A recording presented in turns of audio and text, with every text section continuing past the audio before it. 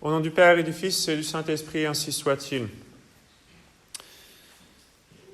Notre Seigneur, dans l'Évangile aujourd'hui, nous explique que nous ne pouvons pas servir deux maîtres, et en particulier, il oppose le service de Dieu au service de l'argent, au service de Mammon, c'est-à-dire à l'avarice et aux attaches aux biens de cette terre. Et aujourd'hui, providentiellement, cet exemple nous est confirmé par la fête qui tombe aujourd'hui de Saint-Louis. Et c'est de Saint-Louis aujourd'hui dont je voudrais vous parler. Saint-Louis est né le 25 avril 1215 au château de Poissy, et c'est là qu'il a été baptisé. Et il avait une grande dévotion pour son lieu de baptême, si bien que régulièrement, surtout dans les lettres familières, il signait Louis de Poissy, donc en souvenir de son baptême. Et c'est une pratique que Saint Louis-Marie Grignon de Montfort va imiter, en signant lui aussi de Montfort, en souvenir de son lieu de baptême. Saint Louis était le petit-fils de Philippe Auguste, Philippe II de France. Philippe Auguste est celui qui a vraiment consolidé le royaume de France. Malheureusement, ce n'était pas Saint Louis. Il n'avait pas la sainteté de Saint Louis, loin de là. À un moment donné, pour des affaires de mœurs, le pape a été obligé de le punir en mettant tout le royaume de France sous interdit, à tel point que Philippe Auguste a fait marier son fils Louis VIII, hors du royaume de France, en Normandie, pour échapper à l'interdit. Donc, comme quoi on peut être le petit-fils d'un roi un peu rebelle et malgré tout être un saint. Et au contraire, vous savez que le petit-fils de Saint-Louis, Philippe le Bel, Philippe IV, lui aussi ne sera pas un saint, loin de là, mais au contraire commettra l'attentat d'Ananie. Donc il manquera gravement de respect envers le souverain pontife Boniface VIII. Comme quoi on peut être un saint et avoir des petits-enfants qui sont loin de l'être. Donc vous voyez que les choses vont dans les deux sens. Donc nous n'avons pas d'excuses. Nous pouvons être saints même si nous descendons de grands pécheurs. Et ce n'est pas parce que nous avons des ancêtres qui sont valeureux ou qui sont saints que nous allons automatiquement l'être. C'est à nous de faire notre propre sanctification. Donc il était petit-fils de Philippe Auguste et il était le fils de Louis VIII, surnommé Louis le Lion, à cause de sa vaillance au combat. Son père, cependant, a régné peu de temps. Il a régné à peine 3 ans. Donc en fait, dans la pratique, Louis IX, Saint-Louis, est presque le successeur immédiat de Philippe Auguste. Et donc il hérite d'un grand royaume de France, bien consolidé, mais aussi dans un contexte évidemment de barons et de comtes qui sont assez mécontents d'avoir perdu beaucoup de pouvoir et dans une certaine inimitié vis-à-vis de l'Angleterre et de l'Empire allemand. Saint Louis fut donné d'excellents précepteurs, évidemment, mais plus que tout autre, c'est sa mère, Blanche de Castille, donc qui était espagnole, Blanche de Castille, la reine Blanche de Castille, à qui l'on doit d'avoir formé justement ce saint qui est Saint Louis. Blanche de Castille était vraiment une femme extraordinaire, tant dans sa vie personnelle, elle n'est pas canonisée, mais on peut dire que c'est une sainte personne, que également dans sa prudence politique, ce qui est beaucoup plus rare. C'était une gouvernante extraordinaire.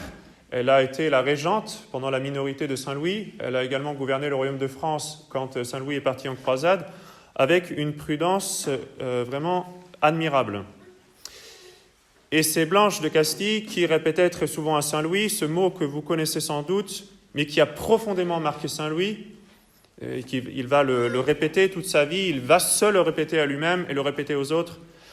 Blanche de Castille lui avait dit « Mon fils, je vous aime par-dessus toutes les créatures, pourtant j'aimerais mieux vous voir mort que coupable d'un seul péché mortel. »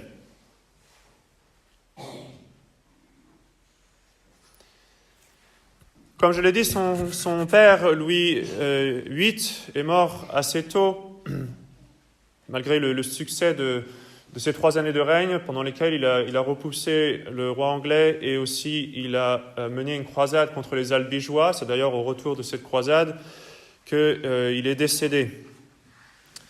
Et donc Blanche de Castille va gouverner le royaume de France jusqu'à ce que Saint-Louis ait atteint sa majorité à 20 ans.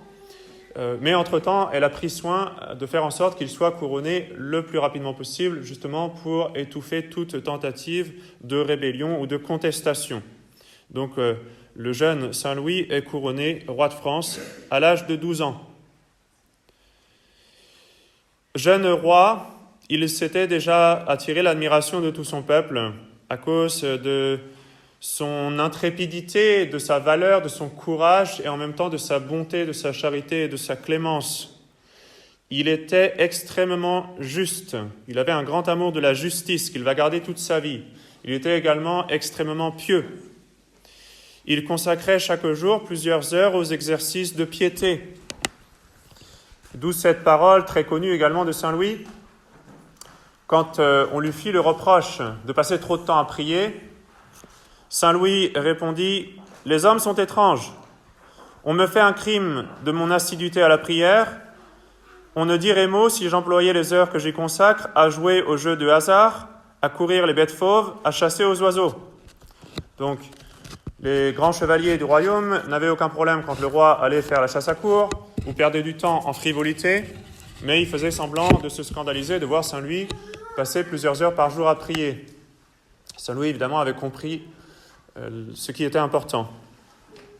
Mais en réalité, Saint Louis, qui va passer toute sa vie, beaucoup de temps en prière, va toujours subvenir à toutes les nécessités de son royaume. Comme quoi, quand on s'occupe du bon Dieu, le bon Dieu s'occupe de nous et des affaires du royaume ou des affaires de nos entreprises, dans notre cas. Nous nous excusons très souvent de nos devoirs de piété parce que, soi-disant, nous sommes très occupés, nous avons beaucoup de responsabilités. Avons-nous autant de responsabilités que Saint Louis ? J'en doute. Et Saint Louis trouvait le temps d'assister au Saint-Sacrifice de la messe, même souvent à plusieurs messes, de réciter l'office et de s'adonner à d'autres œuvres de piété.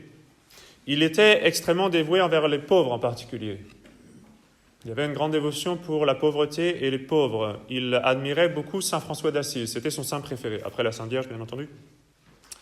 Mais disons, parmi les saints un peu moins importants que Notre-Dame et Saint-Joseph, il avait une grande dévotion envers Saint François d'Assise et il s'était enrôlé dans le tiers ordre franciscain. Saint Louis fit bâtir beaucoup d'hôpitaux, et en particulier un hôpital très célèbre à Paris, celui des 15-20, qui est appelé ainsi parce qu'à l'époque on comptait en vingtaine, et c'était un hôpital de 300 places, donc c'était l'hôpital des 15-20, l'hôpital de 300 places. C'est un hôpital qui accueillait surtout les malvoyants, les aveugles, et encore aujourd'hui c'est un centre d'ophtalmologie très important. Le roi Saint Louis donc faisait en sorte que les pauvres reçoivent des aumônes. Il nourrissait à sa table tous les jours une centaine, voire 200 pauvres, qu'il servait parfois personnellement. Il exerçait même l'aumône envers les chrétiens d'Orient, qui étaient dans de grandes difficultés. Et à un moment donné, où l'empereur de Constantinople, Baudouin II, était en grande difficulté et avait été obligé parce qu'il était assiégé, avait été obligé de mettre en gage, de mettre en gage des reliques de la Passion de notre Seigneur, en particulier la Sainte Couronne d'Épines. Saint Louis, qui était vraiment outré de voir ainsi une relique si précieuse mise en gage auprès des marchands vénitiens, offrit de subvenir aux nécessités de l'empereur de Constantinople, et en retour, l'empereur Baudouin II lui remit la Sainte Couronne d'Épines en 1239. Et pour Saint Louis, ce fut une grande joie que d'accueillir dans son royaume cette précieuse relique de notre Seigneur. Et c'est pour l'accueillir et accueillir d'autres reliques de la Passion qu'il fit bâtir la Sainte-Chapelle, qui est vraiment un joyau d'architecture et d'art chrétien, et qui existe encore sur l'île qui est au centre de la Seine à Paris. Il allait régulièrement se recueillir dans cette Sainte-Chapelle, le jour ou la nuit. Il allait souvent prier. Saint Louis a beaucoup lutté contre l'usure, en faisant parfois restituer des biens qui avaient été pris justement de façon injuste. Il établit également des lois très strictes contre le blasphème. Il avait ordonné à ce que tout blasphémateur reçoive une marque au fer rouge sur ses lèvres.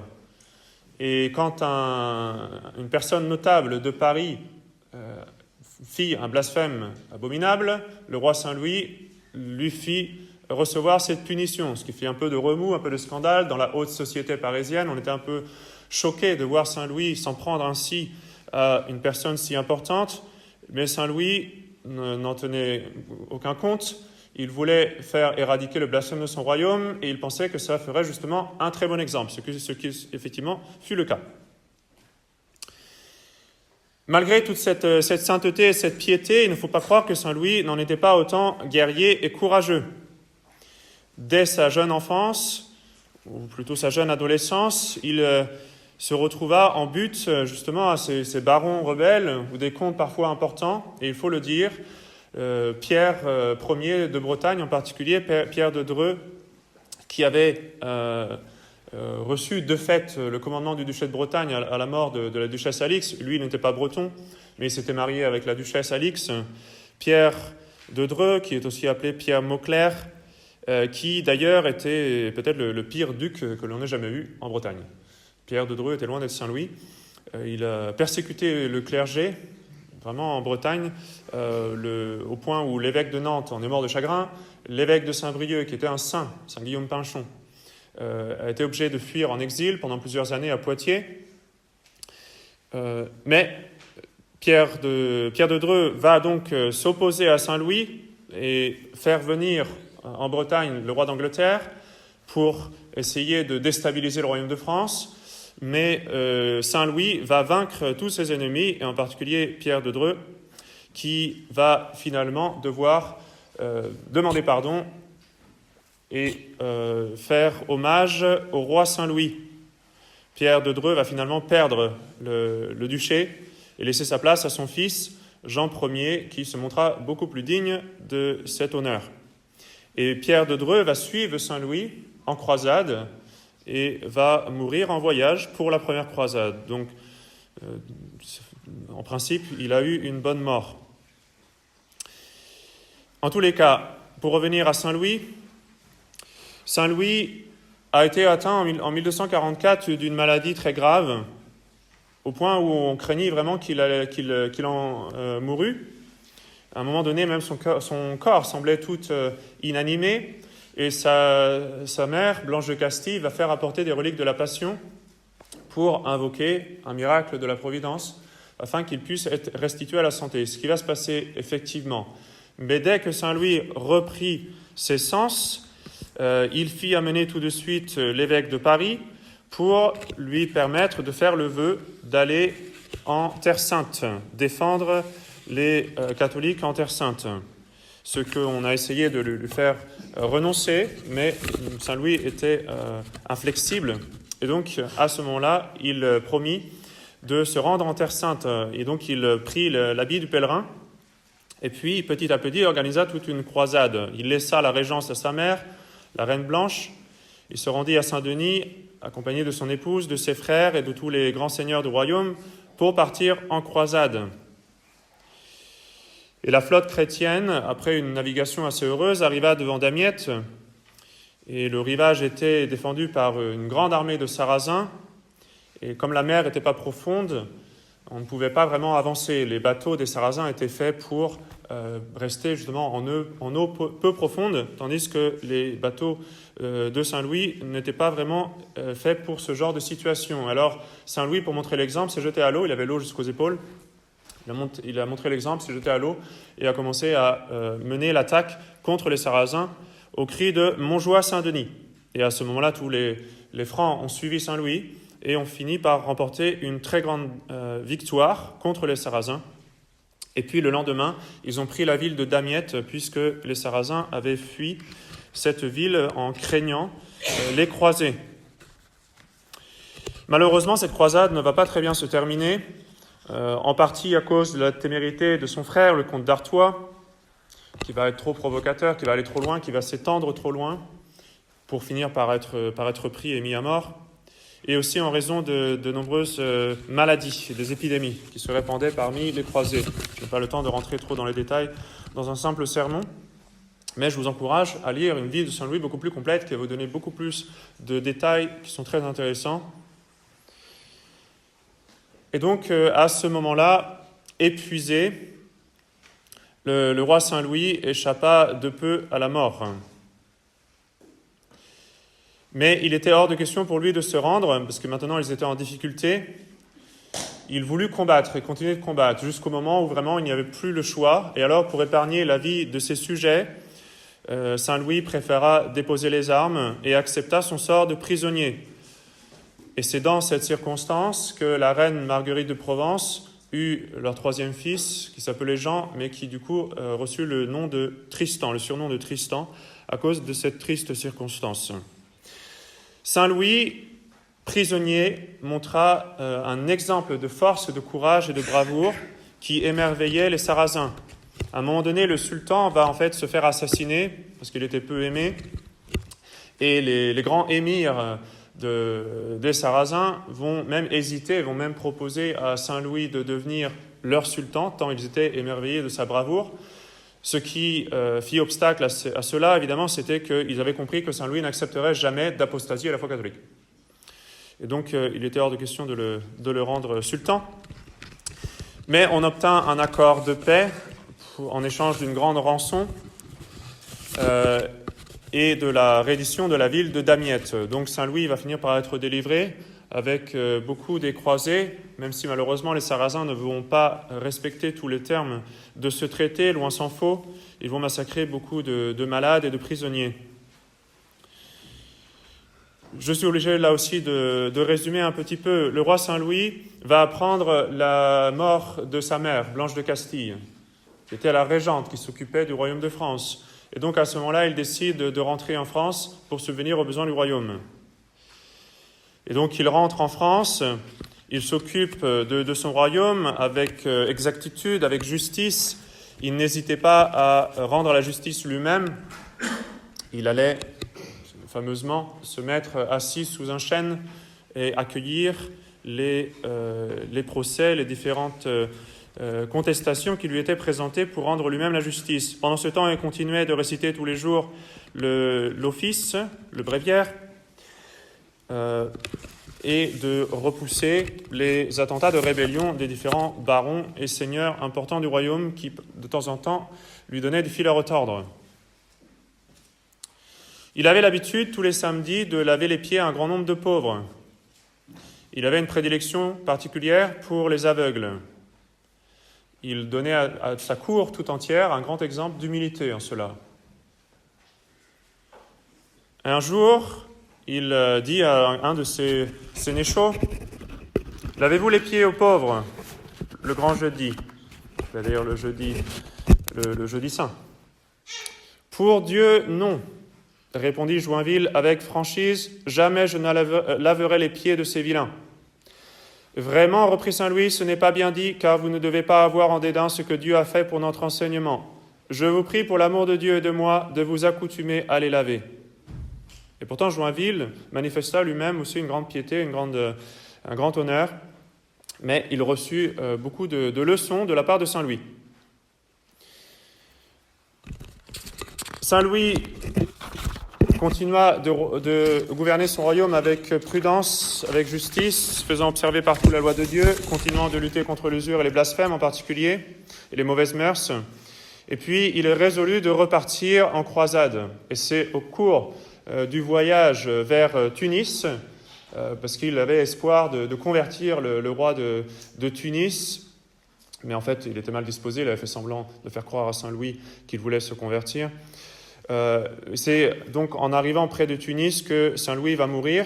Son fils va remporter la bataille et être capable de ramener les précieuses reliques de Saint-Louis pour être enterré dignement en France. Et je vais vous lire maintenant quelques courts passages du testament de Saint-Louis qu'il a laissé à son fils, alors justement qu'il était proche de la mort. Donc à son fils Philippe III, le hardi. « Beau-fils, la première chose que je te commande à garder est d'aimer Dieu de tout ton cœur et désirer plutôt souffrir toute manière de tourment que de pécher mortellement. » Il donne la même leçon qu'il avait reçue de Blanche de Castille, qu'il avait très souvent redonnée à ses subalternes. Il la redonne encore à son fils comme étant la première chose, la chose la plus importante, de ne pas commettre de péché mortel. Si Dieu t'envoie adversité, souffre-le en bonne grâce et pense que tu l'as bien desservi, c'est-à-dire mérité. S'il te donne prospérité, n'en sois pas pire par orgueil, car on ne fait pas guerroyer Dieu de ses dons. Va souvent à confesse, surtout élis un confesseur idoine et prud'homme, qui puisse t'enseigner sûrement ce que tu dois faire ou éviter, qui ose te reprendre de ton mal et te montrer tes défauts. Donc, ne cherche pas un prêtre qui va te faciliter les choses et te dire que tu es le meilleur. Au contraire, il dit, cherche un confesseur qui ose te remonter les bretelles quand c'est nécessaire. Écoute le service de Sainte Église dévotement, de cœur et de bouche, spécialement à la messe, à l'heure que la consécration sera faite.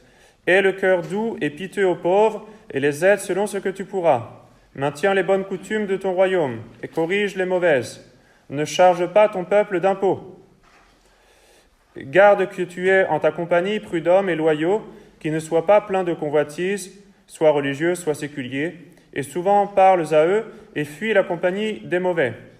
Écoute volontiers la parole de Dieu, et la retiens en ton cœur, et pourchasse volontiers et prière et pardon. Aime ton honneur et ton bien, et hais tous les maux où qu'ils soient. Nul ne soit si hardi devant toi qu'il dit paroles qui attracent et émeuvent péché, ni qui médit d'autrui par derrière en détraction, ni ne souffre que nulle vilainie de Dieu soit dite devant toi. Rends grâce à Dieu souvent de tous les biens qu'il t'a fait, afin d'en mériter d'autres. À justice, tenir, et à droiture, sois loyal et roide, sans tourner à dextre ni à sénès, c'est-à-dire à droite ni à gauche.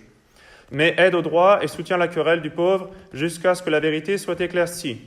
Si tu retiens le bien d'autrui, ou par toi ou par tes devanciers, et que la chose soit certaine, rends-le sans demeurer. Si la chose est douteuse, fais-la examiner promptement par des gens sages. Tu dois mettre ton application à maintenir la paix et la droiture parmi tes sujets. De fait, Saint Louis préférait parfois renoncer à certains droits, c'est ce qu'il a fait vis-à-vis de certains comtes ou vis-à-vis du roi d'Angleterre, qui était son beau-frère. Il préférait parfois renoncer à certains droits plutôt que d'entraîner une guerre qui fasse couler le sang et qui soit l'objet la cause, disons, de beaucoup de malheurs. Quant aux villes et aux coutumes de ton royaume, garde-les en l'état et en la franchise où tes devanciers te les ont gardées. Corrige seulement ce qui peut y avoir de mauvais. C'est par la force et la richesse des grosses villes que tu en imposeras aux étrangers, et spécialement à tes pairs et tes barons. Honore et aime toutes les personnes de Sainte Église, et empêche qu'on leur enlève les dons et les aumônes que tes prédécesseurs leur auront faites. À ton père et à ta mère, porte honneur et révérence, et garde leurs commandements. Les bénéfices de Sainte Église donnent à bonnes personnes et de nettes vies, et le fait par conseil de prud'hommes et de nettes gens.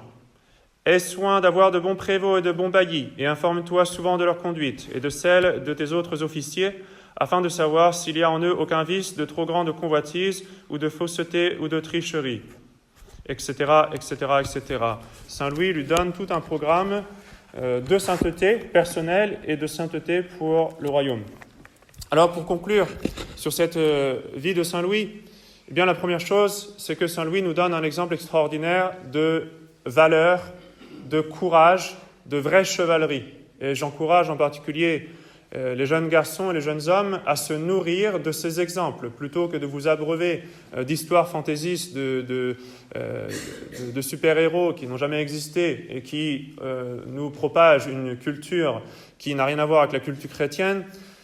Lisez plutôt la vie de Saint Louis et d'autres souverains semblables, ou d'autres histoires de chevaliers qui élèvent l'âme, qui sont des histoires vraies, qui sont des histoires qui ont eu des conséquences sur notre passé, qui se voient encore dans notre culture et même dans notre géographie française. Nourrissez-vous plutôt de ces histoires-là.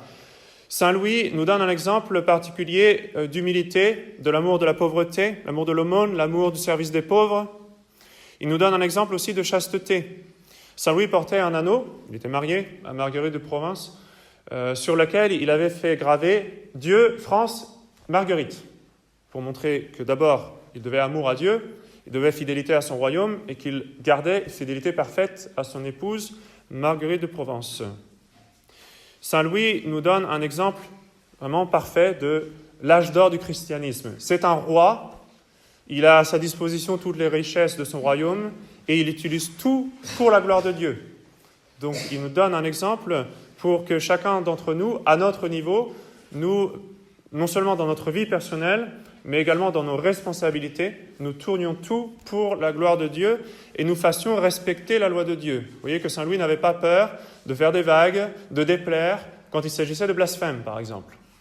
Alors il reprenait sévèrement même des gens qui étaient illustres, qui pensaient pouvoir échapper aux lois du royaume. Il était hors de question pour Saint Louis de laisser passer ce genre d'attitude.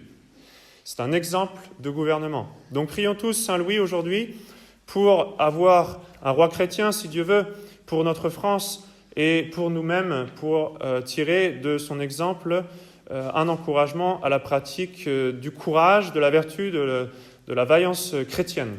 Au nom du Père et du Fils et du Saint-Esprit, ainsi soit-il.